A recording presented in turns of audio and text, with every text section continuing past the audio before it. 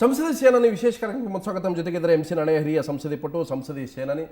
ತಾವು AK ಸುಬ್ಬಯ್ಯ ಅವರನ್ನು ಕೂಡ ಚುನಾವಣೆ ಸೋಲಿಸುವಂಥದ್ದು. ಇಬ್ಬರು ಕೂಡ ಕೊಡಗಿನ ಘಟಾನುಘಟಿ ನಾಯಕರುಗಳೇ, ರಾಜಕೀಯವಾಗಿಯೇ ಇರ್ಬೋದು. ಇಬ್ಬರೂ ಒಂದು ರೀತಿ ಈ ಪ್ರಜಾತಂತ್ರ ಉಳಿಸೋದ್ರಲ್ಲಿ ಗಟ್ಟಿಯಾಗಿ ತಾವು ಧ್ವನಿ ಎತ್ತದವರು. ಸೊ ದೇವರಾಜ ಅರಸುನ ತಾವು ಒಂದು ರೀತಿ ಆದರ್ಶವಾಗಿ ರಾಜಕಾರಣವನ್ನು ತೆಗೆದುಕೊಂಡವರು. ಸಹಕಾರ ರಂಗದಲ್ಲಿ ದೊಡ್ಡ ಮಟ್ಟದಲ್ಲಿ ತಾವು ಒಂದು ಕೆಲಸವನ್ನು ಮಾಡಿ ಪ್ರಶಸ್ತಿ ಕೂಡ ಪಡ್ಕೊಂಡವರು. ಮತ್ತೊಂದು ಕಡೆ ಒಂದು 8 ವರ್ಷಗಳ ಕಾಲ ರಾಜಕೀಯ ವನವಾಸವನ್ನು ಅನುಭವಿಸಿದವರು. ಸೊ ಇಷ್ಟೆಲ್ಲ ಇದ್ರೂ ಕೂಡ ನಾಣಯ್ಯ ಈಗಲೂ ಕೂಡ ಚಾಲ್ತಿಯಲ್ಲಿರೋ ನಾಣ್ಯನೇ ಅಂತ ನಾನು ಭಾವಿಸ್ತೀನಿ. ನಾನು ನೋಡಿ, AK ಸುಬ್ಬಯ್ಯನವರು ಇವತ್ತು ಕೂಡ ಅವರು ಚಾಲ್ತಿಯಲ್ಲಿದ್ದಾರೆ. ವಯಸ್ಸಿನಲ್ಲಿ ನನಗೆ ಹಿರಿಯವರು. ಯಾವುದೇ ಸಂದರ್ಭ ಬಂದಾಗ, ಯಾವುದೇ ವಿಚಾರಗಳು ಬಂದಾಗ ನಿಷ್ಠುರವಾಗಿ ಮಾತನಾಡ್ತಾ ಇರ್ತಕ್ಕಂಥ ನಮ್ಮ ಕೊಡಗಿನ ಹಿರಿಯ ರಾಜಕಾರಣಿಗಳಲ್ಲಿ ಶ್ರೀಮಾನ್ AK ಸುಬ್ಬಯ್ಯನವರೊಬ್ಬರು. ಕರ್ನಾಟಕ ರಾಜ್ಯದಲ್ಲಿ ಭಾಳ ದೊಡ್ಡ ಹೆಸರನ್ನು ಮಾಡಿರ್ತಕ್ಕಂಥವ್ರು. ಬಹುಶಃ ಅವರು ಜನಸಂಘದ ಅಧ್ಯಕ್ಷರಾಗಿ ಅಥವಾ ಭಾರತೀಯ ಜನತಾ ಪಕ್ಷದ ಅಧ್ಯಕ್ಷರಾಗಿ ಭಾಳ ದೊಡ್ಡ ಪ್ರಮಾಣದ ಕೆಲಸವನ್ನು ಮಾಡಿರ್ತಕ್ಕಂಥ ಸಂದರ್ಭದಲ್ಲಿ ವಿರೋಧ ಪಕ್ಷದ ನಾಯಕರಾಗಿ ಕೆಲಸವನ್ನು ಮಾಡಿ ಭಾಳ ಜನ, ಒಂದು 3-4 ಜನ ಮಂತ್ರಿಗಳ ರಾಜೀನಾಮೆಯೂ ಕೂಡ ಕಾರಣಕರ್ತರಾಗಿರ್ತಕ್ಕಂಥವ್ರು. ಬಹುಶಃ ನನಗೆ ಒಂದು ಹೆಮ್ಮೆ ಏನಂತಂದರೆ, ನಾನು AK ಸುಬ್ಬಯ್ಯನವರು ಒಂದೇ ಸಂದರ್ಭದಲ್ಲಿ ವಿಧಾನಸಭೆಯಲ್ಲಿದ್ದರು. ನಾನು ಆಡಳಿತ ಪಕ್ಷದಲ್ಲಿದ್ದೆ, ಅವರು ವಿರೋಧ ಪಕ್ಷದಲ್ಲಿದ್ದರು. ಕಡೆಗೆ ಅವರು ನಮ್ಮ ವಿಧಾನ ಪರಿಷತ್ತನ್ನು ಬಿಟ್ಟು ಹೋದಾದ ಮೇಲೆ ಬಹುಶಃ ನನಗೆ ಅನ್ನಿಸ್ತು, AK ಸುಬ್ಬಯ್ಯನವರಂಥ 10 ಜನ ನಮ್ಮ ವಿಧಾನ ಪರಿಷತ್ತಿನಲ್ಲಿ, ವಿಧಾನಸಭೆಯಲ್ಲಿ ಇದ್ದರೆ ನಾನು ಹೇಳ್ತೇನೆ, ನಮ್ಮ ಸಂಸದೀಯ ವ್ಯವಹಾರಕ್ಕೆ, ಸಂಸದೀಯ ಚಟುವಟಿಕೆಗಳಿಗೆ ಒಂದು ಮೆರುಗನ್ನು ಕೊಡಲಿಕ್ಕೆ ಪರಿಸ್ಥಿತಿ ನಿರ್ಮಾಣ, ಗುಣಮಟ್ಟದ ಕಲಾಪ, ಆ ಗುಣಮಟ್ಟದ ಶಾಸನಗಳ ರಚನೆ, ಯಾವುದೇ ಸಂದರ್ಭದಲ್ಲಿ ಯಾವುದಕ್ಕೂ ತಲೆಬಾಗದೆ ವಿಚಾರಗಳನ್ನು ಎತ್ತಿ ಸರ್ಕಾರ ಯಾವುದೇ ವಿಚಾರ ಮಂಥನ ಆಗಬೇಕು ಅಂತ, ವಿಚಾರ ಮಂಥನ ಜೊತೆಲಿ ಸರ್ಕಾರ ನಿಮ್ಮನ್ನು ನಿಮ್ಮನ್ನು ಹೋಲಿಸ್ಕೊಳ್ಳಿಕ್ಕೆ ಬಹಳಷ್ಟು ಪ್ರಯತ್ನವನ್ನು ಕೂಡ ಮಾಡ್ತಾರೆ ಇಂಥ ವಿಚಾರಗಳು ಬಂದಾಗ. ಆದರೆ ಅಂಥದ್ದು ಯಾವುದಕ್ಕೂ ಬಗ್ಗದೆ ಕೆಲಸವನ್ನು ಮಾಡ್ತಾ ಇರ್ತಕ್ಕಂಥ ಪರಿಸ್ಥಿತಿಯನ್ನು ನಾನು AK ಸುಬ್ಬಯ್ಯನವರು ನೋಡಿದ್ದೀನಿ. ನಿಜ, AK ಸುಬ್ಬಯ್ಯನವರು ವಿಧಾನ ಪರಿಷತ್ತಿನಲ್ಲಿ 4 ವರ್ಷ ಇದ್ದಾಗಲೂ ಕೂಡ ಅವರು ವಿಧಾನಸಭೆ ಚುನಾವಣೆಗೆ 1978ನೇ ಇಸಲು ಇಳಿದಾಗ ನಾನು ಯಾವುದೇ ಪಕ್ಷದಲ್ಲಿ ಇರಲಿಲ್ಲ. ಆದರೆ ನಾನು ಆ ಸಂದರ್ಭದಲ್ಲಿ ಚುನಾವಣೆಗೆ ಇಳಿಬೇಕಾಗಿರ್ತಕ್ಕಂಥ ಒಂದು ಅವಶ್ಯಕತೆ ಯಾಕೆ ಬಂದುಕೊಂಡ್ರೆ, ಶ್ರೀಮಾನ್ ಗುಂಡೂರಾಯರು ನನ್ನ ಆತ್ಮೀಯ ಸ್ನೇಹಿತರು, ನಾನು ಅವರ ವಕೀಲರಾಗಿ ಕೆಲಸ ಮಾಡಿರ್ತಕ್ಕಂಥವ್ರು. ಅವರು ಬಂದು, ಇಲ್ಲ ನೀವು ಈ ಚುನಾವಣೆಯಲ್ಲಿ ಮಡಿಕೇರಿ ಕ್ಷೇತ್ರದಿಂದ ನಿಲ್ಲೇಬೇಕು ಅಂತ ಹೇಳ್ತಾ ಇರ್ತಕ್ಕಂಥ ಹಠವನ್ನು ತೊಟ್ಟಾಗ ನಾನು ನೇರವಾಗಿ ಹೇಳಿದೆ, AK ಸುಬ್ಬಯ್ಯನವರು ಈಗಾಗಲೇ ನಮ್ಮ ರಾಜ್ಯದಲ್ಲಿ ಒನ್ ಮ್ಯಾನ್ ಅಪೋಸಿಷನ್ ಅಂತ ಹೇಳ್ತಾ ಇರ್ತಕ್ಕಂಥ ಹೆಸರನ್ನು ಪಡೆದಿರ್ತಕ್ಕಂಥವ್ರು.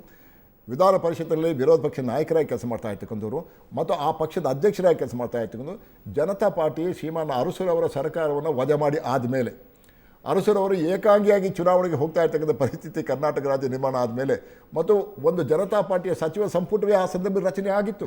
ಅವರೇ ಅಧಿಕಾರಕ್ಕೆ ಬರ್ತದೆ ಅಂತ ಹೇಳ್ತಾ ತೀರ್ಮಾನ ಆದಾಗ ಆ ಸಂದರ್ಭದಲ್ಲಿ ಶ್ರೀಮಾನ್ ಗುಂಡೂರಾಯರು ಕೇಳಿದಾಗ, ಆಗೋದಿಲ್ಲಪ್ಪ, ಈಗಾಗಲೇ ಈ ಪರಿಸ್ಥಿತಿ ಈ ಥರ ಇರಬೇಕಾದ್ರೆ AK ಸುಬ್ಬಯ್ಯನವರ ವಿರುದ್ಧ ನಾನು ಹೋರಾಟ ಮಾಡ್ತಾ ಇರ್ತಕ್ಕಂಥ ಸರಿಯಾದಂಥ ಕ್ರಮ ಅಲ್ಲ ಅಂತ ಹೇಳ್ತಕ್ಕಂಥ ಹಿನ್ನೆಲೆಯಲ್ಲಿ ಕೂಡ ಶ್ರೀಮಾನ್ ದೇವರಾಜ ಅರಸುರವರೇ ಮಡಿಕೇರಿಗೆ ಬಂದಂಥ ಸಂದರ್ಭದಲ್ಲಿ ನನ್ನನ್ನು ಕರೆಸಿ, ದಯವಿಟ್ಟು ನಾಡಿನವರೇ ನೀವು ಚುನಾವಣೆಗೆ ನಿಲ್ಲಬೇಕು, ಚುನಾವಣೆ ಅಂತ ಹೇಳ್ತಾ ನೀವು ಎದುರಿಸಬೇಕು ಅಂತ ಹೇಳ್ತಾ ಇರ್ತಕ್ಕಂಥ ಬೆಂಬಲವನ್ನು ಕೊಟ್ಟಾಗ ನಾನು ಚುನಾವಣೆಗೆ ಸ್ಪರ್ಧೆ ಮಾಡಿರ್ತಕ್ಕಂಥದ್ದು ನಿಜ.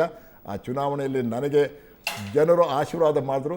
ಕೆಲವು ಮತಗಳ ಅಂತರದಿಂದ 100,000 ಮತಗಳ ಅಂತರದಿಂದ ನಾನು ಗೆದ್ದೆ, ವಿಧಾನಸಭೆಗೆ ಪದಾರ್ಪಣೆ ಮಾಡಿದೆ. ನಾನು ಯಾವ AK ಸುಬ್ಬಯ್ಯನವರು ಕರ್ನಾಟಕ ರಾಜ್ಯದಲ್ಲಿ BJPಯನ್ನು ದೊಡ್ಡ ಪ್ರಮಾಣದಲ್ಲಿ ಬೆಳೆಸಿ ಅವರ ಮೊದಲ ಅಧ್ಯಕ್ಷರಾಗಿ, ಕಡೆಗೂ ನಾನು ಹೇಳ್ತೀನಿ, ಶ್ರೀಮಾನ್ ಸುಬ್ಬಯ್ಯನವರು ಪಕ್ಷದಿಂದ ಹೊರ ಹೋದಾಗ ಯಾವ RSSನ ಅಂತರಂಗದಲ್ಲೇ ಬೆಳೆದಿರ್ತಕ್ಕಂಥ ಶ್ರೀಮಾನ್ ಸುಬ್ಬಯ್ಯನವರು ಅದೆಲ್ಲವನ್ನು ಬಿಟ್ಟಾಗ RSSನ ಅಂತರಂಗ ಅಂತ ಹೇಳ್ತಾರೆ ಪುಸ್ತಕವನ್ನು ಬರೆದು ಬಂದಾಗ ಅವರಿಗೆ ಆ ಸಂದರ್ಭದಲ್ಲಿ ಅರ್ಥ ಆಯಿತು ಇದು ಯಾವುದು ಅಂತ.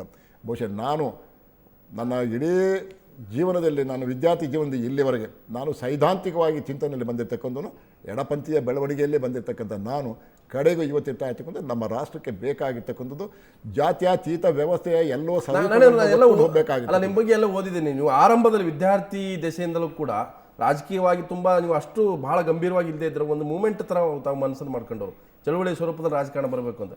ತುಂಬ ಎಡಪಂಥೀಯ ಕಡೆ ಹೋಗಿದ್ರೆ ನೀವೆಲ್ಲೂ ಕೂಡ ಆ ಸಂಘಟನೆಗಳ ಜೊತೆಗೆ ಅಧಿಕೃತವಾಗಿ ಗುರುತಿಸ್ಕೊಳ್ಳಿಲ್ಲ. ಇಲ್ಲ, ಖಂಡಿತವಾಗಿ ಗುರುತಿಸ್ಕೊಳ್ಳಿಲ್ಲ. ಯಾಕೆಂದರೆ ಎಡಪಂಥೀಯ ವಿಚಾರಗಳು ಬೇಕು, ಸಮಾಜವಾದದ ಚಿಂತನೆಗಳು ಬೇಕು, ಪ್ರಜಾತಂತ್ರ ವ್ಯವಸ್ಥೆಯಲ್ಲಿ ಇರ್ತಾ ಇರ್ತಕ್ಕಂಥ ವಿಚಾರಗಳು ನಮ್ಮ ಜೊತೆಲಿ ಬೇಕು ಅಂತ ಹೇಳಿ ಆಲ್ ಇನ್ಕ್ಲೂಸಿವ್ ಗ್ರೋತ್ ಅಂತ ಹೇಳ್ತಾ ಎತ್ಕೊಂಡು ಹೋಗ್ಬೇಕು. ಕಾರಣ ನಮ್ಮ ಈ ರಾಷ್ಟ್ರ ಬಹು ಸಂಸ್ಕೃತಿಯ ರಾಷ್ಟ್ರ, ಬಹು ಸಂಸ್ಕೃತಿಯ, ಬಹುಧರ್ಮಗಳ, ಬಹುಜಾತಿಯ, ಬಹು ಭಾಷೆಗಳ, ಬಹು ನಂಬಿಕೆಗಳ ರಾಷ್ಟ್ರವಾಗಿರ್ತಕ್ಕಂಥದ್ದು ಪ್ರಪಂಚದ ಇತಿಹಾಸದಲ್ಲಿ ನಾನು ಹೇಳ್ತೇನೆ, ಭಾರತವನ್ನು ಬಿಟ್ಟರೆ ನೀವು ಎಲ್ಲಿಯೂ ಕಾಣೋದಿಲ್ಲ. ಕಾಂಗ್ರೆಸ್ ಅಭ್ಯರ್ಥಿಯಾಗಿ ಗೆದ್ದು ಬಂದೆ. ಆದರೆ ಗೆದ್ದು ಬಂದಾದ ಮೇಲೆ ದೇವರಾಜ ಅರಸುರವರ ಚಿಂತನೆಯನ್ನು ಒಳಪಟ್ಟು ದೇವರಾಜ ಅರಸುರವರ ವಿಶಾಲವಾಗಿರ್ತಕ್ಕಂಥ ಹೃದಯವನ್ನು ಮಾಡಿ ಯಾವಾಗ ಅವರು ಲೋಕಸಭೆಯಲ್ಲಿ ಸೋತಾದಾಗ ಮಾನ್ಯ ಗುಂಡೂರಾಯರು, ನಿಮಗೆ ಗೊತ್ತಿದೆ, ಎಲ್ಲರೂ ಕೂಡ ಪಕ್ಷಾಂತರ ಮಾಡಿ ಗುಂಡೂರಾಯರಿಗೆ ಭಾಳ ಬೆಂಬಲವನ್ನು ಕೊಟ್ಟು ಅವರನ್ನು ಮುಖ್ಯಮಂತ್ರಿ ಮಾಡಿದಾಗ ನಿಜವಾಗಿ ನಾನು ಹೇಳ್ತೀನಿ, ನಾನು ಗುಂಡೂರಾಯರ ಜೊತೆಯಲ್ಲೇ ಇರಬೇಕಾಗಿತ್ತು. ಗುಂಡೂರಾಯರನ್ನ ಕರೆದರು, ಸಚಿವ ಸಂಪುಟ ಸಚಿವ ಮಾಡ್ತೀನಿ, ಜಿಲ್ಲಾ ಉಸ್ತುವಾರಿ ಸಚಿವ ನೀನು. ನೀವು ಗುಂಡೂರಾಯರ ಜೊತೆ ಹೋಗಲಿಲ್ಲ. ನಾನು 40 ವರ್ಷ ಪ್ರಾಯ. ಆ ಯುವಕನಾಗಿದ್ದಾಗ ನಾನು ನೇರವಾಗಿ ನಾನು ಹೇಳ್ತೀನಿ, ನನಗೂ ಕೂಡ ಅಧಿಕಾರದ ಆಸೆ ಇತ್ತು ಅಂತ ಹೇಳ್ತಾ ಇರ್ತೀನಿ. ಮನಗಂಡಿದ್ದರೆ ನಾನು ಅವ್ರ ಜೊತೆಲಿ ಹೋಗಬೇಕಾದ. ಆದರೆ ಅದು ಎಲ್ಲವನ್ನೂ ನಾನು ತಿರಸ್ಕರಿಸಿ ಅದನ್ನು ಬಿಟ್ಟು ದೇವರಾಜ ಅರಸು ಜೊತೆಲಿ ನಾನು ವಿರೋಧ ಪಕ್ಷಕ್ಕೆ ಹೋದವನು. ಆದರೆ ದೇವರಾಜ ಅರಸು ಜೊತೆಯಲ್ಲಿ ಆ ಸಂದರ್ಭದಲ್ಲಿ ಅಧಿಕಾರವನ್ನು ನಡೆಸತಕ್ಕಂಥ ಎಲ್ಲರೂ ಕೂಡ ನಾನು ಹೇಳ್ತೀನಿ ಭಾಳ ಎತ್ತರದ ರಾಜಕಾರಣಿಗಳು, ನನಗಿಂತಲೂ ಹಿರಿಯವರಾಗಿರ್ತಕ್ಕಂಥ ಅವರು ಯಾರೂ ಕೂಡ ದೇವರಾಜ ಅರಸರ ಜೊತೆಯಲ್ಲಿ ನಿಲ್ಲಿಲ್ಲ. ಅವರು ಗುಂಡ್ರಾಯರ ಜೊತೆಯಲ್ಲಿ ಹೋದರು, ಮಂತ್ರಿಗಳಾದರು. ನಾನು ವಿರೋಧ ಪಕ್ಷದಲ್ಲಿ ಉಪನಾಯಕನಾಗಿ ಕೆಲಸ ಮಾಡ್ತಾ ಇರ್ತಕ್ಕಂಥ ಆ ಒಂದು ಅವಕಾಶ ಇದೆಯಲ್ಲ, ಆ ಅವಕಾಶವೇ ದೇವರಾಜ ಅರಸರವರ ಚಿಂತನೆಯ ಜೊತೆಯಲ್ಲಿ ನಾನು ಬೆಳೆದು ಅವ್ರ ಜೊತೆಯಲ್ಲಿ ಚರ್ಚೆ ಮಾಡಿರ್ತಕ್ಕಂಥದ್ದೇ ನನಗೆ ಈ ರಾಜಕಾರಣದಲ್ಲಿ ಕೊಟ್ಟಿರ್ತಕ್ಕಂಥ ದೊಡ್ಡ ಮಾರ್ಗದರ್ಶನ. ಆದ್ದರಿಂದ ಇವತ್ತು ನಾನು ಹೇಳ್ತೀನಿ, ದೇವರಾಜ ಅರಸರವರು ಕರ್ನಾಟಕ ರಾಜ್ಯದಲ್ಲಿ 78ನೇ ಇಸ್ವಿಯಿಂದ ಇವತ್ತಿನವರೆಗೆ ನಾನು 16 ಮುಖ್ಯಮಂತ್ರಿಗಳನ್ನ ನೋಡಿದ್ದೀನಿ. ಶ್ರೀಮಾನ್ ಸಿದ್ದರಾಮಯ್ಯವರು 16ನೇ ಮುಖ್ಯಮಂತ್ರಿ. ಈ 16 ಮುಖ್ಯಮಂತ್ರಿಗಳಲ್ಲಿ ಭಾಳ ಎತ್ತರದ ಅತ್ಯಂತ ಹೃದಯ ವೈಶಾಲ್ಯದ, ಎಲ್ಲಿಯೂ ಕೂಡ ತಮ್ಮ ಹೃದಯದಲ್ಲಿ ಒಂದು ಚಿಕ್ಕದಾಗಿರ್ತಕ್ಕಂಥ ಒಂದು ವೈಷಮ್ಯವನ್ನು ದೇಶವನ್ನು ಇಟ್ಟುಕೊಳ್ಳದೇ ಇರ್ತಾ ಇರ್ತಕ್ಕಂಥ, ಅದರಲ್ಲೂ ಸಮಾಜದ ಎಲ್ಲ ವರ್ಗದ ಜನರನ್ನು ಒಟ್ಟಾರೆ ತೆಗೆದುಕೊಂಡು ಹೋಗಬೇಕು ಅಂತ ಹೇಳ್ತಾ ಇರ್ತಕ್ಕಂಥ, ಹಿಂದುಳಿದ ವರ್ಗದವರಿಗೂ ಕೂಡ ಈ ಮುಖ್ಯವಾಹಿನಿಗೆ ಬರಬೇಕು ಅಂತ ಹೇಳ್ತಾ ಇರ್ತಕ್ಕಂಥ ಚಿಂತನೆಯನ್ನು ಮಾಡಿರ್ತಕ್ಕಂಥವ್ರು. ಮತ್ತು ಯಾರ ಜೊತೆಯಲ್ಲೂ ಕೂಡ ರಾಜಕಾರಣಕ್ಕೋಸ್ಕರ ಬಹುಶಃ ದ್ವೇಷವನ್ನು ಸಾಧನೆ ಮಾಡಿ ಅವರನ್ನು ಕೆಳಗೆ ಹಾಕಬೇಕು, ಇವನ್ನ ಮೇಲೆ ಹಾಕಬೇಕು ಅಂತ ಹೇಳ್ತಾ ಪರಿಸ್ಥಿತಿಯನ್ನು ನಿರ್ಮಾಣ ಮಾಡದೇ ಇರ್ತಕ್ಕಂಥ ಒಬ್ಬ ಮುತ್ಸದ್ದಿ ರಾಜಕಾರಣಿ ಶ್ರೀಮಾನ್ ದೇವರಾಜ ಅರಸರವರು. ಅವರನ್ನು ನಾನು ಭಾಳ ಎತ್ತರದಲ್ಲಿ ಇಡ್ತೀನಿ. ಅದಾದಮೇಲೆ ನಾನು ಹೇಳ್ತೀನಿ, ಅದಾದಮೇಲೆ ನಾನು ನೋಡಿರ್ತಕ್ಕಂಥ ಶ್ರೀಮಾನ್ ದೇವೇಗೌಡರು, ಶ್ರೀಮಾನ್ ರಾಮಕೃಷ್ಣ ಹೆಗಡೆಯವರು, ಬೊಮ್ಮಾಯಿಯವರು, ಜೆ.ಎಚ್. ಪಟೇಲ್ರವರು. ಅದಾದಮೇಲೆ ನಾನು ಹೇಳ್ತೀನಿ ಶ್ರೀಮಾನ್ ಕೃಷ್ಣರವರು ತಮ್ಮದೇ ಆಗಿರ್ತಕ್ಕಂಥ ದಾಟಿಯಲ್ಲಿ ಕೆಲಸ ಮಾಡ್ತಕ್ಕಂಥ, ಶ್ರೀಮಾನ್ ಬಂಗಾರಪ್ಪನವರು ತಮ್ಮದೇ ಆಗಿರ್ತಕ್ಕಂಥ ದಾಟಿಯಲ್ಲಿ ಕೆಲಸ ಮಾಡ್ಕೊಂಡು ಬಂದಿರತಕ್ಕಂಥವ್ರು. ಬಹುಶಃ ಇದೆಲ್ಲವನ್ನು ನೋಡಿ ಆದಮೇಲೆ ನಮ್ಮ 2020 ಕೂಡ ನಾನು ನೋಡಿ ಆಯಿತು. ಅದಾದಮೇಲೆ ಶ್ರೀಮಾನ್ ಯಡಿಯೂರಪ್ಪನವರ ಆಡಳಿತದಲ್ಲಿ ಏನಾಗಿದೆ 5 ವರ್ಷ ಅಂತ ಹೇಳ್ತಾ ಇತ್ತು ನಾವು ಕಂಡಿದ್ದೀವಿ. ಈಗ ಸಿದ್ದರಾಮಯ್ಯನವರು ಅಧಿಕಾರಕ್ಕೆ ಬಂದಿದ್ದಾರೆ. ಸಿದ್ದರಾಮಯ್ಯನವರು ನಮ್ಮ ಜೊತೆಯಲ್ಲಿ ಇದ್ದವರು. ಬಟ್ ಅವರಿಗೆ ಅದನ್ನೀಗ ಒಂದು ರೀತಿ ಕಾಪಿ ಅಂತಲೇ ಹೇಳ್ತಿದ್ದಾರೆ. ದೇವರಾಜ ಅರಸು 2ನೇ ಕಾಪಿ, ದೇವರಾಜ ಅರಸು ಮಾರ್ಗದಲ್ಲಾನು ನೆಕ್ಸ್ಟ್ ದೇವರಾಜ ಅರಸು ಅಂತ ಬಿಂಬಿಸ್ಕೊಳ್ತಾ ಇದ್ದಾರೆ ಸಿದ್ದರಾಮಯ್ಯ. ಇರಲಿ, ನಾನು ಹೇಳ್ತೇನೆ ದೇವರಾಜ ಅರಸರು ಚಿಂತನೆ ಮತ್ತು ದೇವರಾಜ ಅರಸರು ಮಾಡಿರ್ತಕ್ಕಂಥ ಕೆಲಸ ಮತ್ತು ಯಾವುದಕ್ಕೋಸ್ಕರ ಅವರು ರಾಜಕೀಯವಾಗಿ ಹೋರಾಟ ಮಾಡಿ ಕಡೆಗೆ ರಾಜಕೀಯವಾಗಿ ಅವರು ನಿಧನರಾದರು. ಅಂದರೆ ದೇವರಾಜ ಅರಸರವರನ್ನ ಭಾಳ ಸಂದರ್ಭದಲ್ಲಿ ಏನು ಹೇಳ್ತಾರೆ ಅಂತಂದರೆ, ದೇವರಾಜ ಅರಸರವರು ಮುಖ್ಯಮಂತ್ರಿ ಆಗಿದ್ದಾಗ ಭ್ರಷ್ಟಾಚಾರವನ್ನು ಒಂದು ದೊಡ್ಡ ಮಟ್ಟಕ್ಕೆ ತೆಗೆದುಕೊಂಡು ಮಾಡಿ ಹೋಗ್ಬಿಟ್ರು. ಇನ್ಸ್ಟಿಟ್ಯೂಷನಲೈಸ್ಡ್ ಕರಪ್ಷನ್ ಅಂತ ಹೇಳ್ತಾ ಇದ್ದಾರೆ ಮಾತನಾಡಿದ್ರು. ಆದರೆ ದೇವರಾಜ ಅರಸು ಸತ್ತಾಗ ಗೊತ್ತಾಯಿತು ದೇವರಾಜ ಅರಸಲ್ಲಿರ್ತಕ್ಕಂಥ ಬಂಡವಾಳ ಏನಿತ್ತು. ಅಲ್ಲ, ಮಾಧ್ಯಮಗಳ ಪಾತ್ರ ದೊಡ್ಡದು ಅಂತ ಮಾಧ್ಯಮದವರ ಪಾತ್ರ ದೊಡ್ಡದಾಗಿ ಕಡೆಗೆ ಅವ್ರ ಮೇಲೆ ಅತ್ಯಂತ ದೊಡ್ಡ ಪ್ರಮಾಣದ ಗ್ರೋವರ್ ಕಮಿಷನನ್ನು ನೇಮಕ ಮಾಡೋದ್ರ ಮುಖಾಂತರ CBIಯಿಂದ ಅವರ ಮನೆ ಏನೇ ತೀರಾ ಅಂಗಳವನ್ನೆಲ್ಲ ಅಗದು ಅವರಲ್ಲಿ ಏನೋ ಇಟ್ಕೊಂಡಿದ್ದಾರೆ ಅಂತ ಹೇಳ್ತಾ ಇದ್ದ ಪರಿಸ್ಥಿತಿಯನ್ನು ನಿರ್ಮಾಣ ಮಾಡಿ ಕಡೆಗೆ ದೇವರಾಜ ಅರಸರವರು ಕರ್ನಾಟಕದ ಮುಖ್ಯಮಂತ್ರಿಯಾಗಿ ಬಹುಶಃ ಕಡೆಗೆ ವಿರೋಧ ಪಕ್ಷದ ನಾಯಕರಾಗಿ ಅಂತಿಮ ಕಾಲವನ್ನು ಕಂಡು ಅವರು ಸ್ಮಶಾನಕ್ಕೆ ಹೋದಾಗ ಎಲ್ಲಾದರೂ ಒಂದು ಸಂದರ್ಭದಲ್ಲಿ ದೇವರಾಜ ಅರಸರವರಿಗೆ ಒಂದು ಸೈಟ್ ಆಗಲಿ, ಒಂದು ನಿವೇಶನ ಆಗಲಿ, ಒಂದು ಮನೆ ಆಗಲಿ, ಬ್ಯಾಂಕ್ ಬ್ಯಾಲೆನ್ಸ್ ಆಗಲಿ ಎಲ್ಲಾದರೂ ಇತ್ತ ಅಂತ ಹೇಳ್ತಾ ಇರ್ತಕ್ಕಂಥದ್ದನ್ನು ಹುಡುಕಿ ಪತ್ತೆ ಹಚ್ಚಿ ಎಲ್ಲಿಗೂ ಸಿಕ್ಕಲಿಲ್ಲ.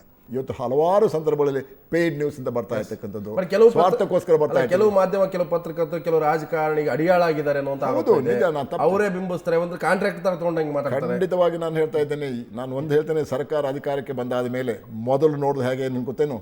Manage the press. ನಾನು ಮಂತ್ರಿ ಆಗಿದ್ದೆ, ಕಾನೂನು ಮಂತ್ರಿ ಆಗಿದ್ದೆ, ದೇಜ್ ಪಟೇಲ್ರು ಮತ್ತು ದೇವೇಗೌಡರ ಕಾಲದಲ್ಲಿ ಕಡೆಗೆ ಮ್ಯಾನೇಜ್ ದ ಪ್ರೆಸ್ ಅಂತ ಬಂದಾಗ ನಾನಿದೆ, we need not have to manage the press.